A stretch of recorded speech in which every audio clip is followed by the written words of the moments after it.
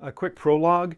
When I start going through this, I start getting really excited about the format of it, and you're going to see me make a little oopsie doodles. The format of this book is very similar to the format of his other books. I just hadn't seen the inside of them, so there you go. So that's fun. And here we go. Let's see what I'm talking about today. Hey, what's up, all? Wardrobe here. A little different thing I'm doing here today, and I guess it's an open booking. Uh, I just got this brand new book by James Holland, The Savage Storm, The Battle for Italy, 1943. I've read many of his books, including Normandy 44. Also, oh man, I'm going to have to look at the other books I've read of his, but good stuff. I love his writing style. And I really enjoy him on the podcast that he does called We Have Ways of Making You Talk. Very great podcast. That's how I discovered him, was through that. And then I discovered his books. Very great writing style. I believe he's done some on the Air War as well. And Brothers in Arms, which I do not believe I've read that one yet. But this just got published. It just arrived on my door today. I wanted to talk about it real quick. All I've done is flip through it. I have not read it yet. I'm right in the middle of, or first quarter of Snow and Steel by Peter Caddick Adams. And that's a beefy book, 800 pages with like 100 pages of notes and appendices. This is a healthy book here, coming in over 400 pages. With a healthy dose of notes and things. I just want to kind of flip through it real quick. I think it's an interesting format that I hadn't seen in some of the books I've read lately. You can see I've got surrounded here by other books. It does take place in 1943, so it doesn't go really into 44. I'm not sure if he's continuing it or not, but I know he's spent a lot of time on it. It's been fun. If you listen to the podcast, he spends a lot of his time, and they'll do like little shows where he talks about his writing, or he'll read segments from it, or really more sometimes segments from his research. And it's pretty cool to hear it as he goes, and then you just get more and more excited about it coming out because he does such a great job. He always gets me thinking a little bit about logistics and kind of some other little sides of war that maybe you haven't thought of, kind of the numbers of war. I don't know if that's in here, but it is strictly focused on 43, which is interesting. So you don't see the end of it, but you will see, all the things that happen in 43 from all the players, civilians alike. He's starting to, he gets into that a lot, so which is cool. Just real quick, a survey of around here real quick. So Anzio 7th edition is something that was made by Tom Olson back in 2013. I was lucky enough to pick it up. That's what this Italia map is from. So basically he took the Avalon Hill game Anzio and expanded it out. There's a Sicily map in here. Tweaks some of the rules. It's got basic and advanced with 9 scenarios, which is cool. I have not played it yet. I really should have got it played this year since it's 80 years back. You got Victory in the West System Sicily.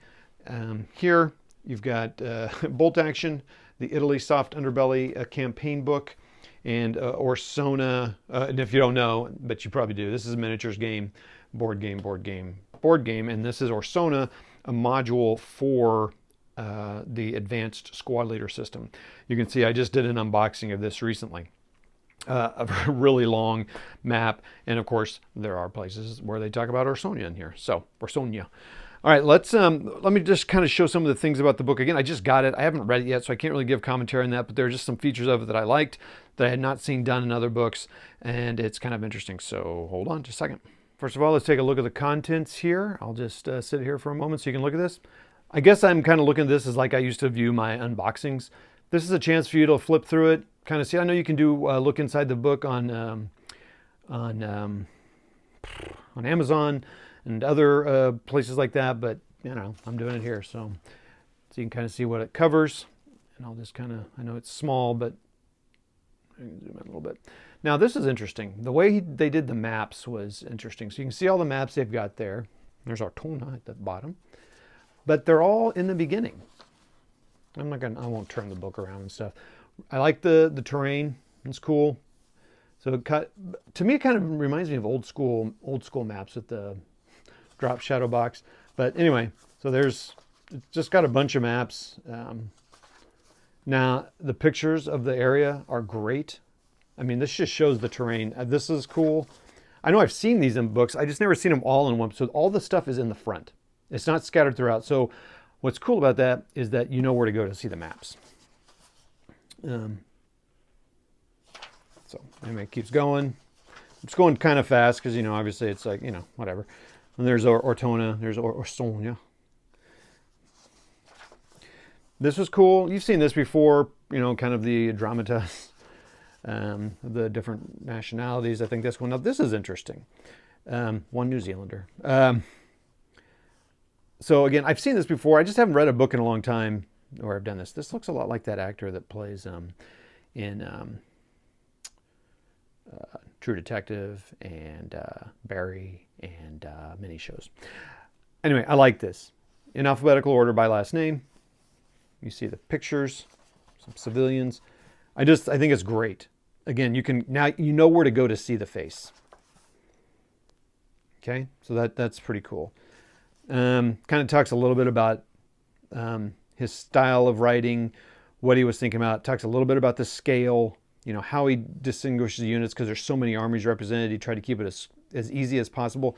And let's be honest, I love this stuff, but as you're just kind of reading the book, all those numbers I just scan over them. I don't even worry about when I'm reading or listening to the book for the first time. I don't even worry about it's the third company, 4th Division, 3rd Regiment, blah, blah, blah, because I'll forget it immediately. So I don't even worry about it. I just use it when I research. Then it talks a little bit about the buildup and how an army is put together in the general sense. Got yourself a nice glossary, and then the prologue and kind of starts going. I do like these nice, so it kind of looks like it's starting in the summer of 43, I'm guessing. But I do like these little, the transition pages is nice. So now there's not a lot of, not that I saw, photographs in the middle of it. Okay, it's that the sections, autumn, I just like those. It's really nice design. But then there are a ton of pictures in the middle. And I say a ton. There's just a bunch, but they're all in the middle. But there's a bunch of them. Now, here's be my only complaint. I wish they were bigger. Some of them. They don't all need to be bigger. And nice little descriptions. It's glossy. So this paper is normal paper. This is glossy, as you can kind of see the reflection. So this goes throughout. So this covers the whole book, right? Here at the end. So we'll just keep going here. Not much different here than in the other book, but and then you got your appendices. So the appendices start on page 477 in the rest of the book, which is cool. Timeline, order of battle. Now, so I like these. They'll have these pages. I just like the look of these pictures. I like the design of it. It's nice. Each time you type to a new section, you get a new picture. That's a neat picture. And it really comes up cool in the camera. Just notes from each chapter. Selected sources, which is cool. Acknowledgements of it. I mean, just look at that. It's great. Picture acknowledgements, which are a few, and then very detailed index. So, then just some final pictures there, and the man himself. Looking good there, bro. So that's the book. James Holland, The Savage Storm. As soon as I get done with Snow and Steel, this is going to be on the read list. Kind of wish I hadn't started Sand and Steel. I'm not going to read them both at the same time. I don't do that. This year I have committed, and it's worked for me. I've read 31 books this year, so that's cool. I read a book and stick to it until I'm finished. I do sometimes mix up fiction and history, but I guess I could. I wish I knew a good section to turn to. I guess I could have. Because I could just kind of show a section. Again, you can go to Amazon or whatever website and kind of see the inside of a certain page. If you want to just kind of see how he writes and all that. I just really enjoyed his writing. And he's funny. He's got a sense of humor about stuff. Oh, Sicily 43. Oh, yeah. Yeah, that's right. Gosh. That's what I thought it was. So yeah, I'll get that book here in just a second. So take a look at that. And so here's Sicily 43, author of Normandy 44. So Normandy 44 I consumed, and Sicily via audiobook. I'm sure I'll do most of Savage Storm the same way. I bought Sicily 43. I want to buy Normandy 44 for the very same. But let's take a look. Maybe all of his books are, yep, sure enough. Okay, that's embarrassing. They're all formatted that way. Okay, well, there you go. Smaller pictures, maybe. So, wow, that's really embarrassing. Same style. And so there you go. So that's the same style there. So I guess all of his books are that way. Oh boy. Okay, anyway, Sicily 43, so that's cool. So now I do wonder if he's going to continue the story. Then you got Normandy 44 over here. So there you go. Great. Again, I enjoy it very much. Again, I hadn't even looked in this one yet. Get them for reference material and all that, but I did listen to that. That was probably last year I listened to that one. So, all right, that's it.